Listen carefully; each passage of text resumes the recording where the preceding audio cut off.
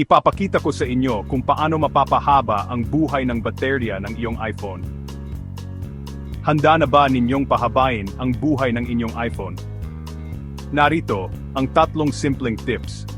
Una, hinaan ang liwanag ng screen. Mas mahinang liwanag, mas mababang konsumo ng baterya. I-swipe lang pababa mula sa kanang itaas at i-adjust ang brightness slider.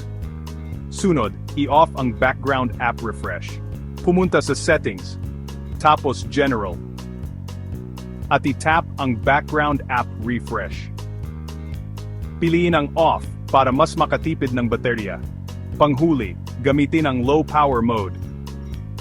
Parang binibigyan mo ng bakasyon ang baterya mo. Pumunta sa settings, tapos battery, at i-on ang low power mode switch. At ayan na. Tatlong napakadaling hacks para mapanatiling malusog ang baterya ng iyong iPhone. Pindutin ang like button kung nakatulong ang mga tips na ito at mag-subscribe para sa mas marami pang awesome na iPhone tricks.